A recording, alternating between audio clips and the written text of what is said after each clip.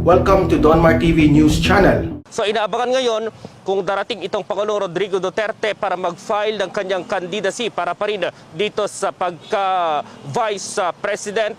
Ay nandito na yung mga supporters ni Mayor Inday Sara at maging ni Pangulong Rodrigo Duterte. Naka-green sila ng damit at yung kanilang mga tarpaulin, gusto talaga nila yung si Mayor Inday Sara ay tatakbo bilang Pangulo ng ating bansa. Kung tutuparin nga ni Pangulong Rodrigo Duterte yung sinabi niya nung Sabado na kakakandidato siya bilang Vice-Presidente ni Senator Go.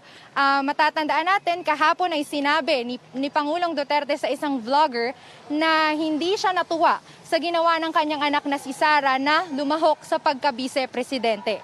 Titingnan natin kung mangyayari nga ba ang inaasahang pagtutunggali ng ama laban sa anak. Yung disqualification case ni dating Senator Bongbong Marcos, tatalakayin pala yan sa November 26 alas 10 ng umaga. So sa second division yan, itong nasa ilalim ni na Commissioner Inting at Socorro Inting at Commissioner Antonio Co. So sa November 26 na tatalakayin yung disqualification case na ihinain dito pa rin sa COMELEC kaugnay pa rin sa disqualification case ng dating senador. Sir, there's a recent interview kay President Duterte sa isang Ivan at sinabi po niya na si Senator Bongbong Marcos kaya hindi niya susuportahan ito, hindi niya mabigyan kanyang suporta dahil nga pareho daw sila ni Lenny o ni Vice President Robredo.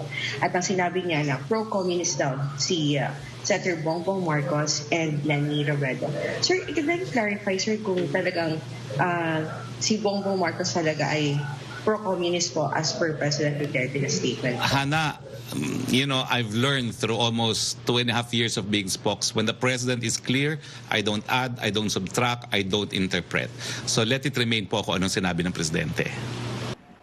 Si Sara, si Inday Sara, yung anak niya, ina-accuse si Bongbong Marcos na mina-manipulate to run for president o for vice president instead na tumakbong presidente. So possibly yun ang rason kung bakit nag-withdraw si Bongo for vice president, nag-withdraw si Bato for vice president.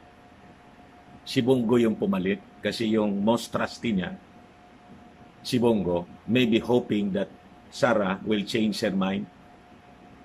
Kasi pag hindi, mga kababayan, magpa-file siya bukas, lalabanan niya na yung anak niya. What?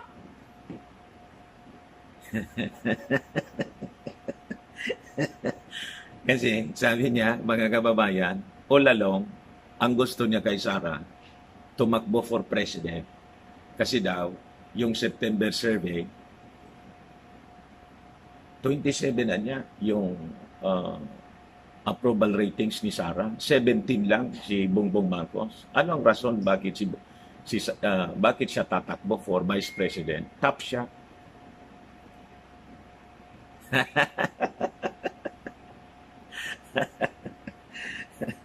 Pero ang ending nito, ang reading ko po, mga kababayan, pinapalabas nila sa drama, magkaaway sila. Duterte po ang ending nito sa tingin ko po. Duterte. Sabi ko nga mga kababayan, pinoprogram tayo ng ating Pangulo. Naisipin natin, hindi sila mga ganin. Hindi sila. They are for the service of the Filipino. Yan. Yan ang pinapalabas.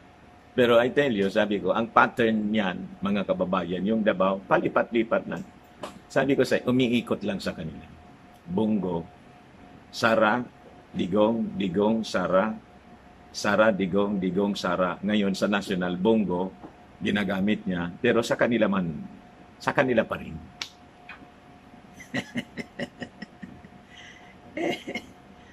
Basahin nga yung statement niya. Pero yung pagtakbo ni Marcos, sasabihin ko ang rason kung bakit hindi ako makasuporta sa kanya at kung bakit na maging kagaya kay Lenny, mga pro Diyan nga ako takot eh. Mga pro-communist yan.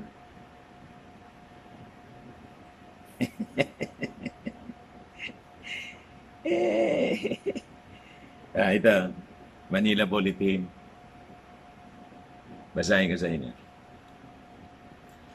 President Duterte admitted that he was kept in the dark about his daughter Davao City Mayor Sara Duterte's Carpio's plans for 2022 election, saying he only learned about it the moment she filed her COC for Vice President. Naniwala kayo doon?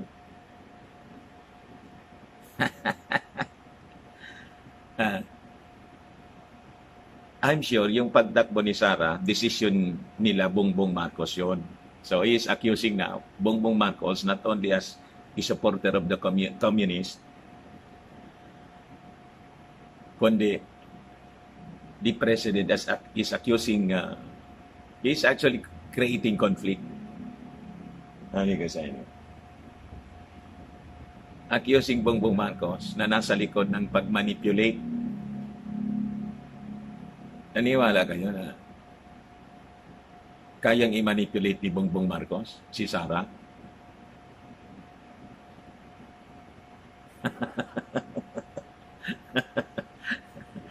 Kasi, mga kababayan, siya nga yung tatay, hindi niya ma-manipulate yung anak niya, si Inday, lumalabas na gano'n.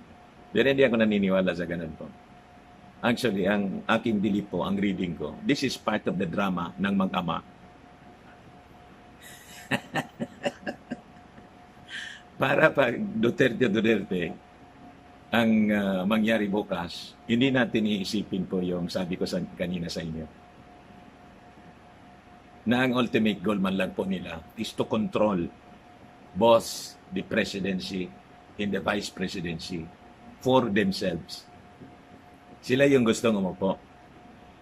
And this drama, inilagay nila to disabuse your minds of any doubt na ang intention nila is itulad sa Davao yung buong Pilipinas.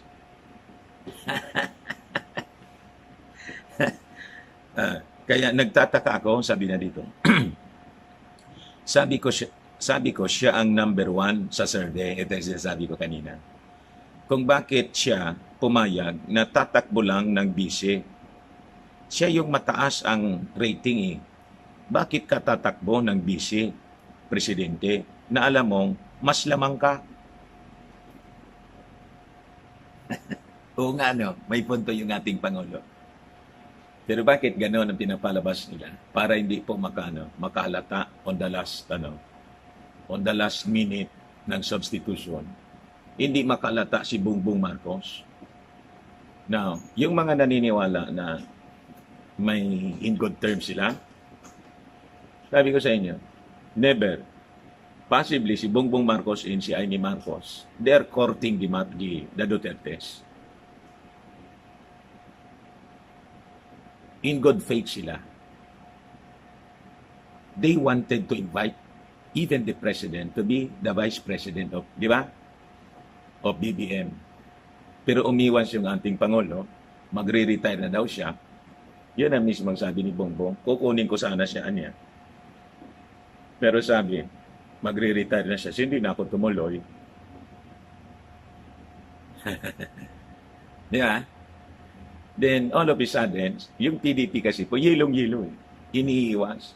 All of a sudden, biglang sinabi ni President Digong, he might consider running for Vice President. Naalala niya? And it is his party ko, si Wing, PDP Laban, yung nagpupos para maging senador.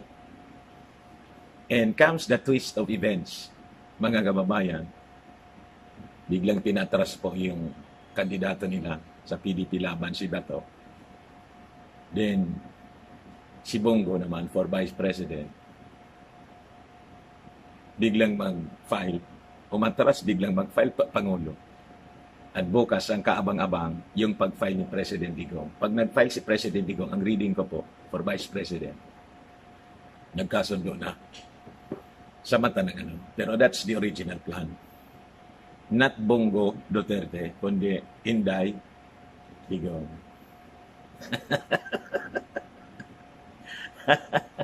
Pinaikot niya. Pinaikot yung yung mga mamamayang Filipino. And this time, yung mga mamamayang Filipino, all the way, iniisip nila na there will be a BBM in Daisara Tandem.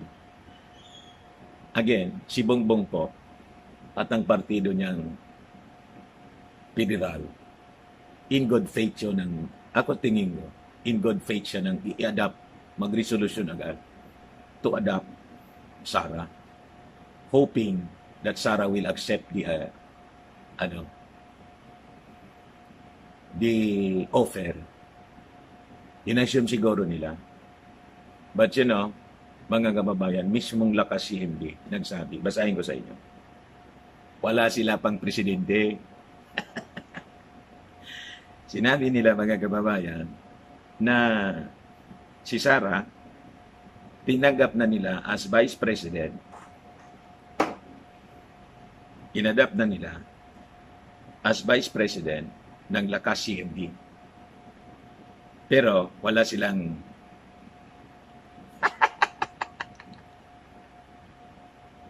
tingin ko si little girl na nasa likod po nito. Manipulation po, mga kababayan.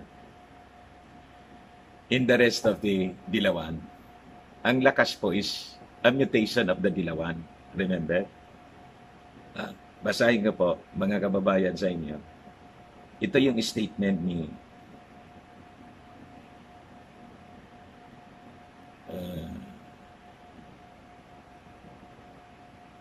Senador Bongbong Marcos, as published by Abante,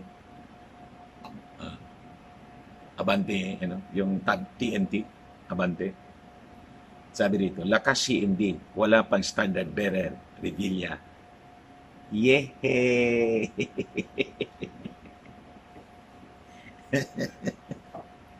Saka, bakante pa rin kung sino ang makakapariha ni Davao City Mayor Sara Duterte Carpio bilang presidential aspirant sa ilalim ng partidong Lakas CMD. You see?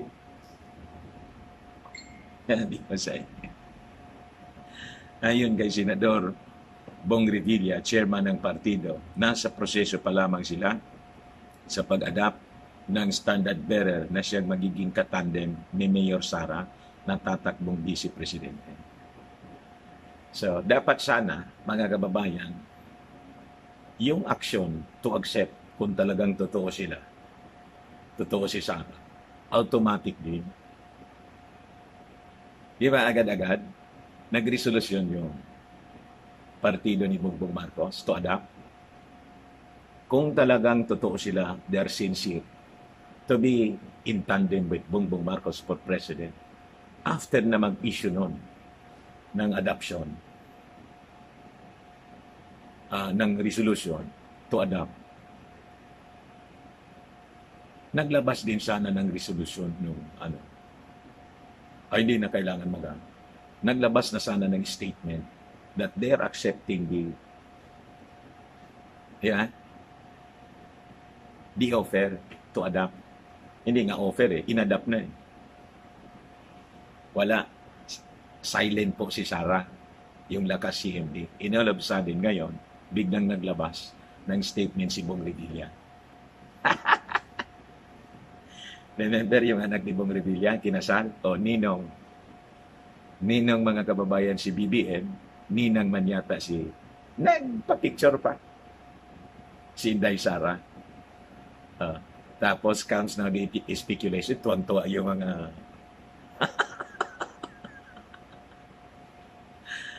tuwang-tuwa yung mga BBM at DDS, ito na niya. Landslide ito lalo. Dream team, unbeatable. Iyak na niya. Tapos na ang eleksyon. Hindi pa po. May malagim.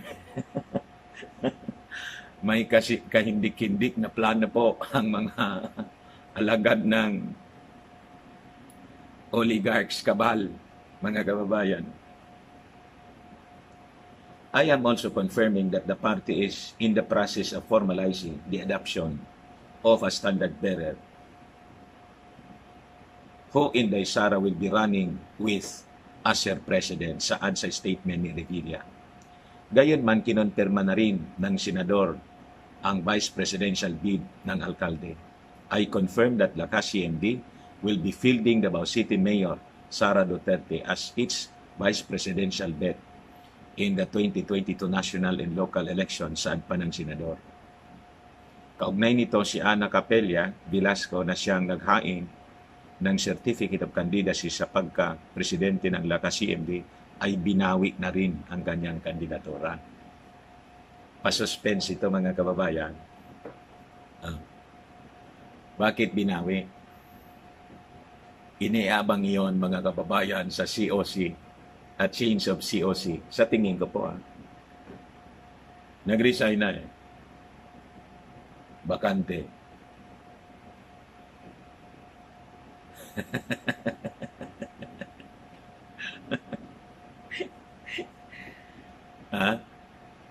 Palit uli, substitution. From Vice President to President. Sasabihin nila, wala man kasi yan, makuha kami standard bearer ngayon at pumayag na si Inday na instead of running for Vice President, President na. Bingo!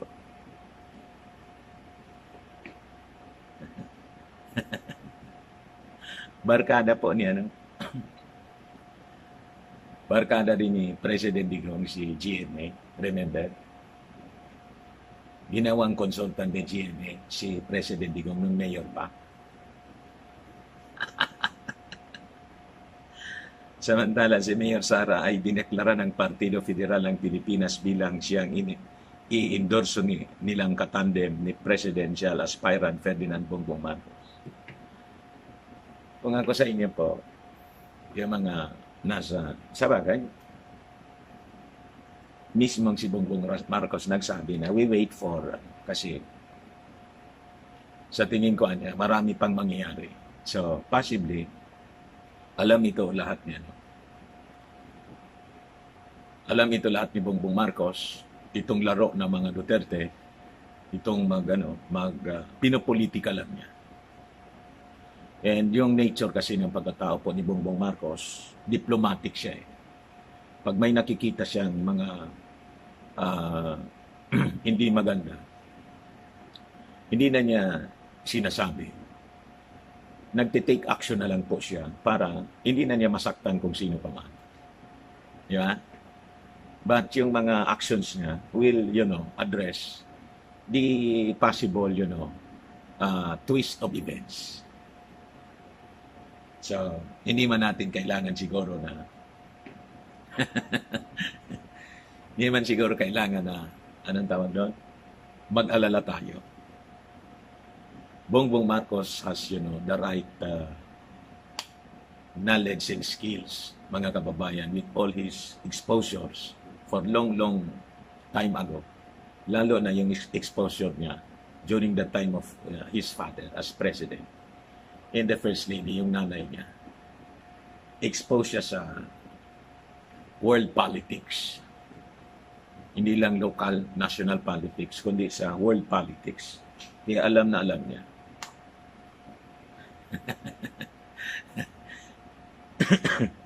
Alam na alam niya yung ganitong laro, mga kababayan. But nakikita natin kung ano yung lumilinaw na. Ano yung possible twist bukas po. And this is very exciting.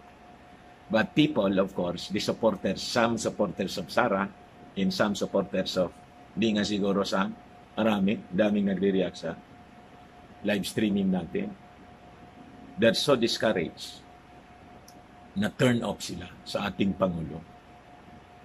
Na turn off sila. Ibang-iba na niya.